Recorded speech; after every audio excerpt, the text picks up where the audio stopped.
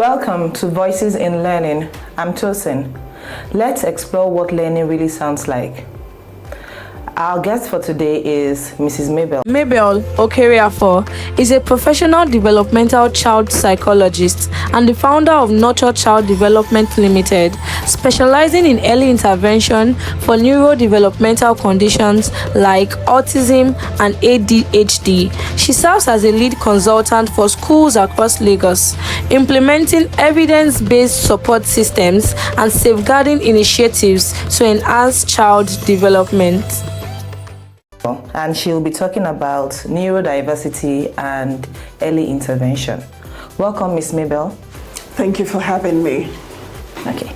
So when we talk about neurodiversity, basically it's just the recognition that when it comes to cognition, there are differences. So we're transitioning from a place where we used to see certain differences as disordered, clinically and in the social conversations that we used to have.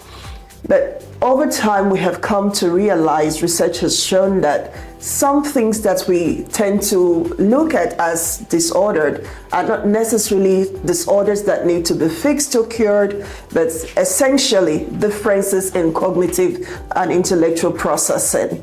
And that's where the term neurodiversity evolved from. First and foremost, as an advocacy term, but in recent times is finding its way into the field of developmental science. Basically, people are beginning to realize that, okay, so if I have a child with autism spectrum disorders, for instance, it's not because they are disordered and need fixing, it's just because the way they see the world is fundamentally different. The way they process information is different. And in that case, the world has to begin to evolve to not just be accepting, but also be accommodating in ways that support these individuals and help them to thrive. And when we talk about the concept of early intervention, basically we are looking at how soon can we begin to put structures in place to provide this support. It begins with early identification. We have to realize that, okay, there is an atypical progression with certain children. In the early years, we know that the first 5 years development is very, very fast-paced. The brain is developing, foundations for learning are being built. So when we have a child, for instance, that has certain atypical progressions and sometimes delays, we want to be able to step in on time to be able to provide the necessary support systems that help them to thrive.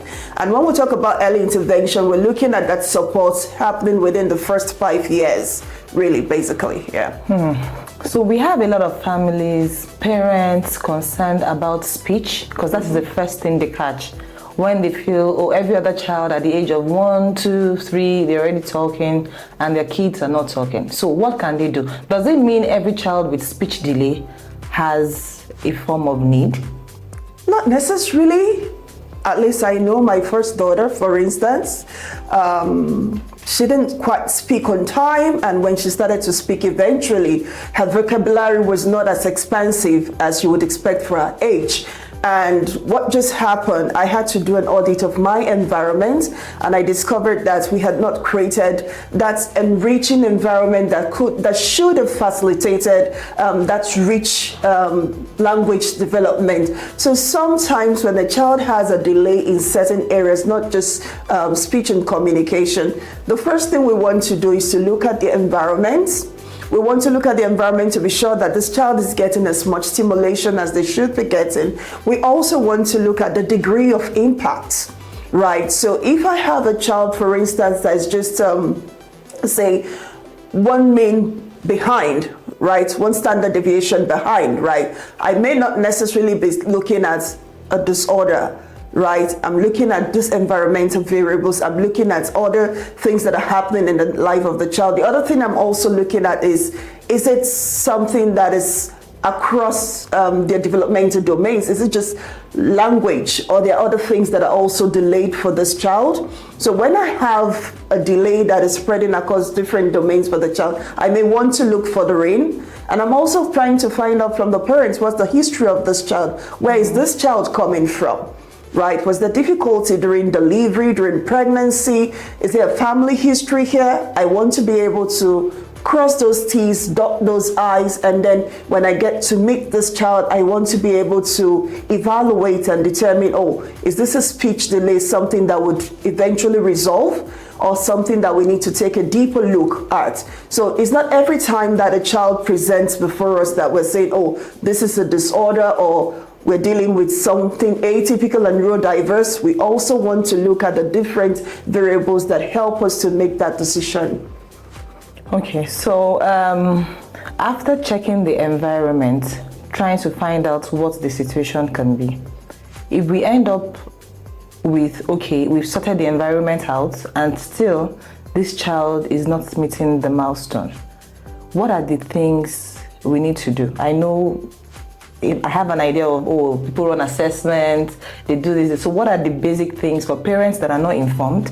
What are the things you think they should look out for when a child gets to it? Okay, after finding out, because for me, people will say, oh, the child shouldn't watch TV, too much of TV. People will say, you know, now it's everywhere, like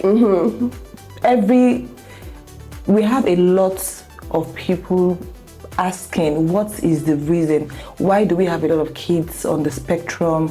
What is going on? What do you think they should, okay, to start with, let me take my question one after the other. What do you think we should start with when we notice that, okay, this child is not meeting milestones, there could be a problem, we've checked the environment, the feeding, everything, or it's not in the, nobody in the family as in this is not in the family. So what do you think should be the first thing to do? So I think for families, the first line of action would be to have your child screened using a proper developmental screening tool, something that is standardized. I know a lot of parents just go online, you go to the CDC website, and then you do those checklists and all of that. So the thing you want to do first, if you're not speaking to your pediatrician, you're not speaking to your psychologist, gain access to a standardized tool that helps you to do a comprehensive review of your child's development. That's the first line. We don't necessarily just go into assessment. We finish the screening, and if anything is flagged off, then the referral is made for a proper assessment. And of course, assessment is not something that you just go and do anywhere. You have to be able to find qualified professionals, especially in our climes. In certain states, in certain countries, you have very good structures that even before you, the parent, begins to complain, your pediatrician would pick it, would flag it, because there's this consistent monitoring of the child's development over time. That consistent monitoring happens at 6 months, at 9 months, at 12 months, 18 months. This is consistent check. And so when something is going wrong, they're pointing you to a direction. So for us here, all of the systems are just beginning to evolve. So when you notice that, you want to first and foremost do that standardized screening, speak to your pediatrician about it, and they would guide you as to how to access professional assessment for your child. Okay, so how early can you pick this? At what age do you think you can conclude yourself if you're not getting any information from your pediatrician or anyone around you? What are the signs you should look out for aside speech? Okay, so it depends on what the child is presenting with. For some children from birth, you already know that, for instance, if a child has Down syndrome, you know, because the physical features will tell you. But then for the invisible, not so obvious situations, as early as 12 months in some children, 18 months, 24 months, a parent knows, right? Even though we would say, oh, don't compare your child with the other child, but we just know that, oh, if I had my child at about the same time that you had your child, over time we're looking at them unconsciously, we're measuring. So if your child begins to speak at 12 months, I want to give my child, say, the next 6 months to see if they're catching up, especially if I've looked at my history. That's very, very key. Knowing your family history in terms of how children pick up on milestones is very critical. In some families, for instance, children would work at 15 months. Some children will work at 9 months, some children will work at 12 months, so it's very critical. We have an understanding and a knowledge of our family histories. So when we have all of that and it's looking like definitely there's a delay, you would see certain things that could point you, right? In terms of gross motor skills, you could have delays with neck control, you could have delays with seating and general whole body movement. You could see things like that. And things that have to do with social, emotional, and communication skills, sometimes you would notice your child is not making adequate eye contact. They are quite avoidant. Your child may not smile, social smile, they may not understand, and then they're not responding to communication. I know sometimes, and a lot of the times, parents are looking for expressive language. But before we even begin to talk about expressive language, it begins with joint attention. Meaning, when I'm pointing things out to my child, does my child know that I'm trying to share a social event with them? Oh, that's Barney over there. Does my child have that understanding? And would that child look, right? So if you have a child that is 9 months, 12 months, 18 months, they're not responding when you point at things, they're not responding when you mention their name, and this child, you know the child can hear, being selective in terms of how to respond to sounds. For some children, they'll respond to the all-time favorite, Coco Melon. and then they would not respond to their name. So those are certain red flags you would see. Your child is not pointing, right? So they want something and they're hand leading you. That could be a sign that all things are not going typically for that child, and that child would need to be checked. And for some children also, you could have issues with sleep, you could have issues with food. Some children have very restrictive diets. So you also notice certain patterns of regression, right? So the child used to eat everything on the family table. All of a sudden, the diet begins to be thinning, right? So the child is only wanting to take certain kinds of cereal. The child wants to take just certain kinds of milk, right? They're not eating everything anymore. So you want to be able to check for other signs, right? Another regression you might find with your child is the child that had begun to call, oh, Auntie Nene, no longer calls Auntie Nene. They're becoming more quiet, more withdrawn to themselves. They're not responding when you smile at them. They used to smile, and they're no longer smiling. Those are certain red flags that you would see. When your child is, there's a word parents would always say, my child is very independent, very not troublesome. Like, so you're in the house with your child, your little child as a toddler, or maybe just about 3 years old, and they get about their whole thing by themselves. They're just playing in the corner, moving from one toy to the other. They're not trying to bring you in. They're not trying to come to you to get your attention. That could be a sign that you need to have your child checked, especially if that behavior begins to occur in school and in other environments where the child is very self-involved, right? They like to do things on their own. They're not seeking interaction from other people or from the environment. Okay, so I have a question. What role does therapy, such as speech, occupational, or behavioral therapy, play in early intervention? All that there is to play. Like, it's the bedrock. Okay, it's like asking me, what role does an anti-malaria drug play in the life of a patient with malaria, right? Even though it's not a straightforward sort of equation, because we're not trying to cure anything here, but what early intervention does for children, whether it's speech, occupational therapy, applied behavior analysis, what it does is it helps your child to build the skills they need to thrive, right? So we talk about the concept of neurodiversity, right? And the fact that, oh, there's a difference in processing, right? So what therapy also does is to understand your child's difference and see how to create support systems for them. For instance, we have children that typically, they're very strong visual communicators.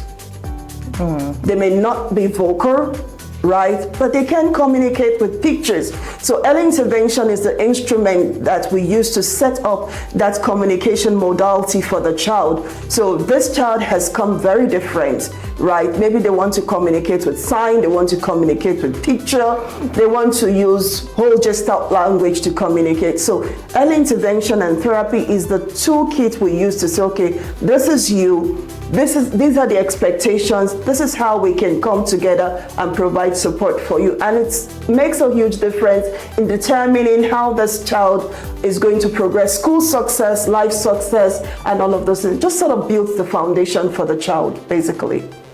Okay, so if I have 2 kids, child A and child B, and I have same symptoms, same things I'm seeing for both kids.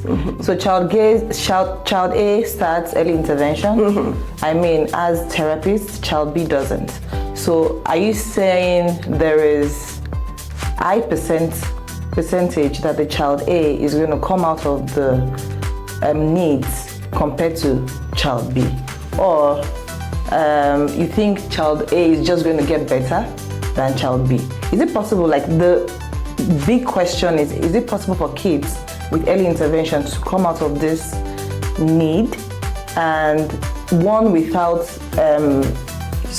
support is still in need? Okay, so fundamentally, we're not trying to, with the concept of neurodiversity, we're not trying to bring them out. We're trying to enhance skills for them, right? And it's not about what I say, it's what the research and the evidence base says, right? The key is early intervention makes that difference, right? So if I have a child that is on the autism spectrum, the child is not communicating. The child is not, because we're not communicating, we don't even have the tool for social interaction. And because I'm not social interacting, it means I'm not learning certain things from my friends in class. Sure. So you see how it's kind of spirals down and affects the child's inclusion in society. Right, so you have a situation, which is something we hear all the time. So you have a child that, okay, has an autism spectrum diagnosis, so they're in a preschool setting. Circle time is going on here, right? The teacher is doing a lot of things, a lot of learning is going on, and we want to leave this child A now without intervention. And what that means is over time, the child is always doing what they want to do. They are not joining circle time, they're missing out of learning opportunities because they don't have the capacity, they've not built the skills to be able to optimize the learning environment. Compared to a child that has support, that has intervention, and has learned that, yes, I don't like being in the midst of a lot of people, but then there's a way that they've organized the sitting. I can sit down, maybe not have too many people close to me, but I can sit down. I can hear when my teacher is reading a book. My teacher is reading a book. She's going to talk about so many vocabularies. They're going to be pictures. Okay? So I sit in that class, I listen, I see the pictures, I pick up the words.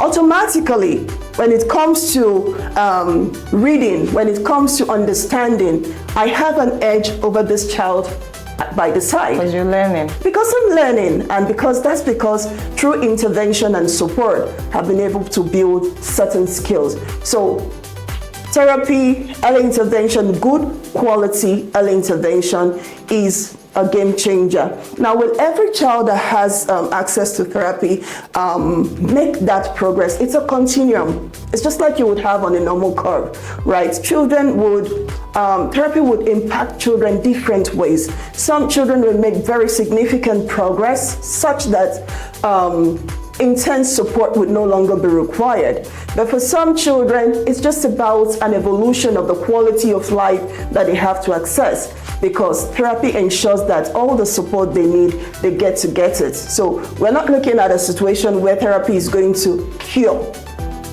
but therapy is going to equip the child with skills and capabilities to be able to function in society and thrive.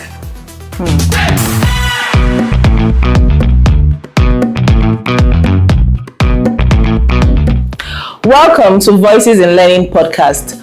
Voices in Learning podcast is powered by Mieducation. So what are the things we do at Mieducation? So at Mieducation, we recruit teachers for school owners, for schools, for educational organizations, for families, and every other person that needs a teacher. We have an online platform where we have online classes for people abroad and people in Nigeria. We also recruit governesses called Living Teacher for parents who want education outside the classroom in their homes. We also do trainings for support staff in schools, in organizations, and also for families. So contact us today at Mieducation on our social media platforms or via WhatsApp. You can also call us on this number below.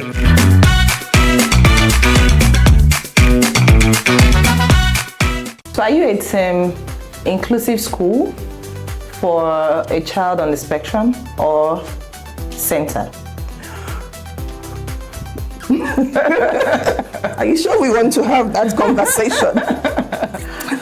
Inclusive school. Well, when it comes to placements, it's always about the needs of the child. In the space of special education, there's a term, the least restrictive environment, meaning every child should have that first option to be included in the same space as similarly developing peers, right? Meaning a mainstream setting, a childcare setting, right? However, when we look at the developmental needs of a child, and when we understand that the environment is very pivotal to how much that child makes progress, we have to make those decisions looking at the child in front of us. For some children, they don't have any business in specialized centers because they have capacity to be able to optimize that environment.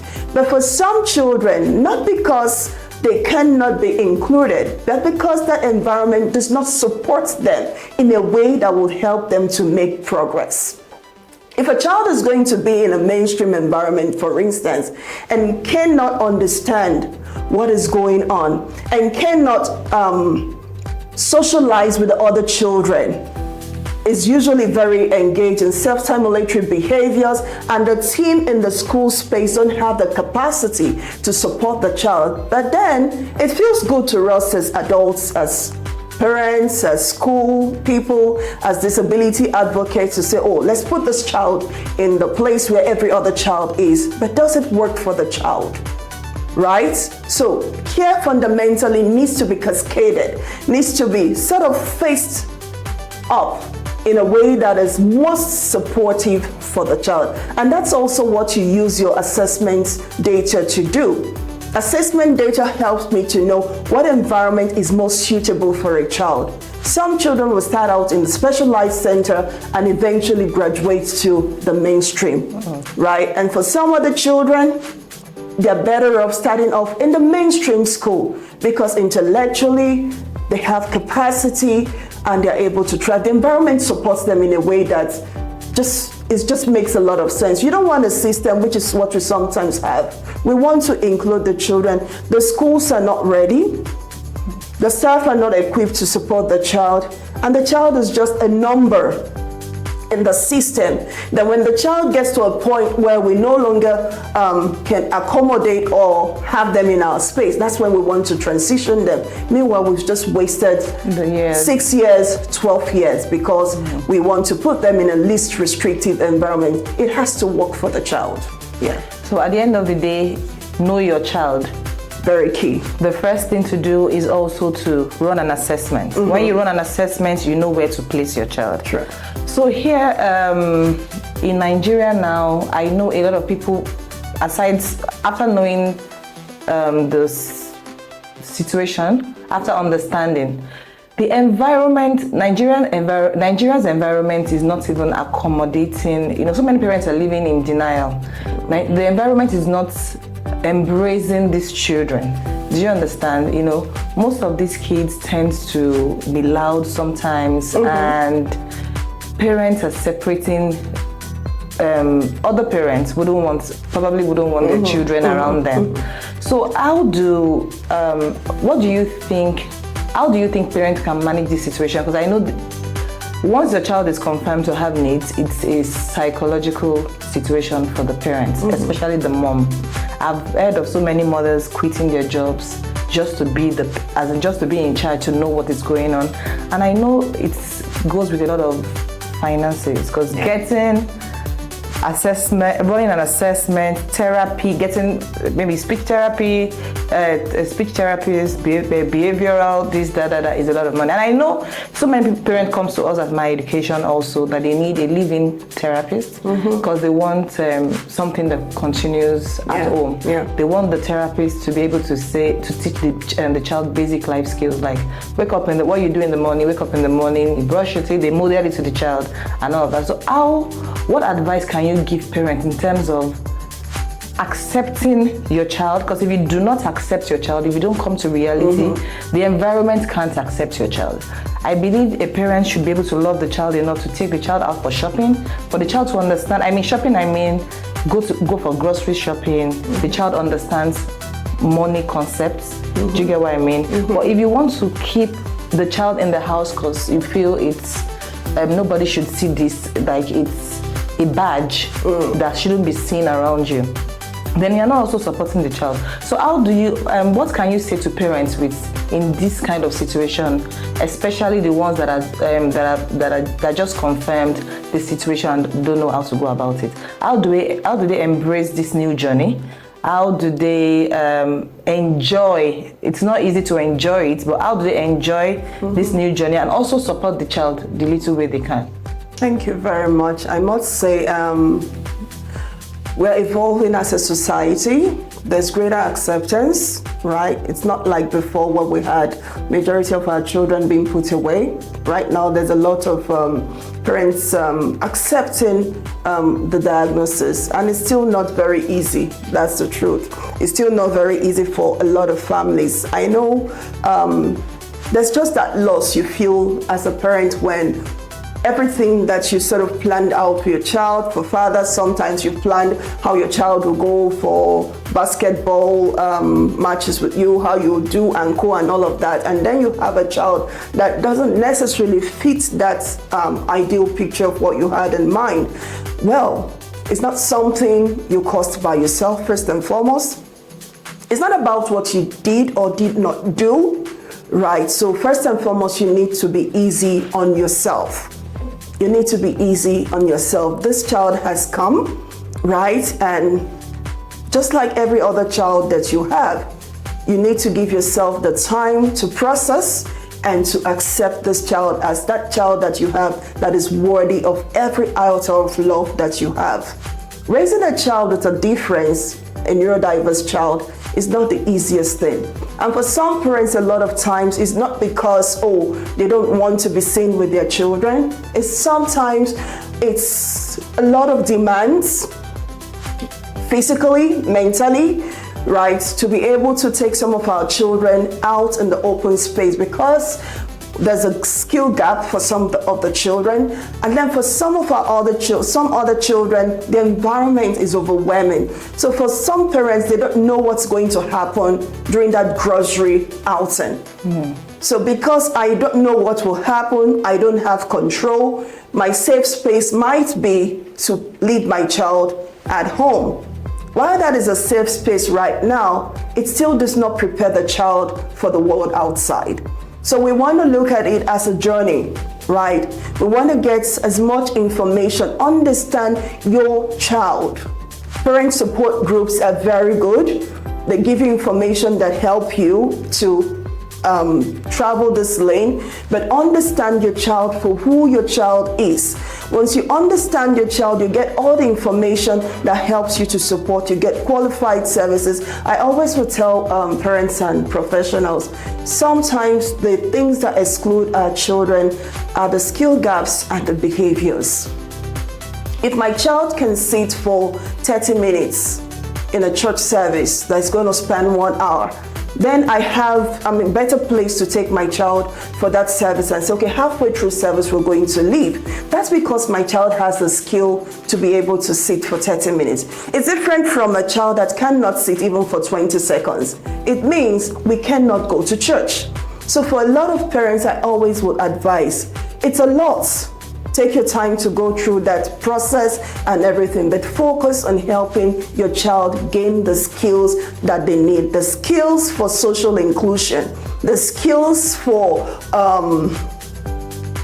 just those skills that help them to minimize or learn alternative behaviors that help them to manage environmental influences, and also know those support needs that you can provide for your child. For instance, there's something called a noise cancellation headset for a child that is going to a place that is very busy and very loud. If my child is putting on a noise cancellation headset, it makes it easy for my child. This is Christmas. We're getting to Christmas. There'll be crackers, firecrackers, loud noises, bright lights, and all of that. I want to be able to get the things that help my child to be able to move.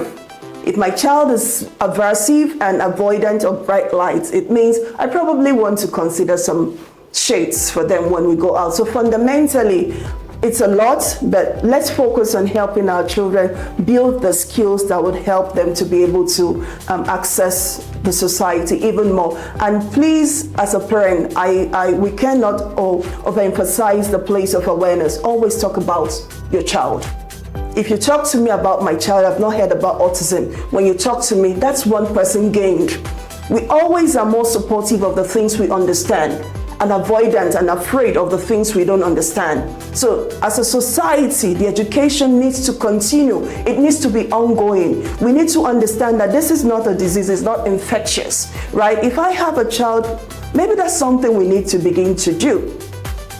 Give parents of children with special needs the opportunity to sometimes talk in PTAs to help other parents understand, like, look at me, I'm a slave mom just like you. But this is my child, and these are the needs that my child has. It doesn't make my child different. It doesn't mean you love your child more than I love my child. And so please do not segregate against my child. So schools, society, churches, we need to talk more about our children with a learning difference. Our children that are neurodiverse, we need to put them out there so that we all know these are our children, and then we can all support them as a community.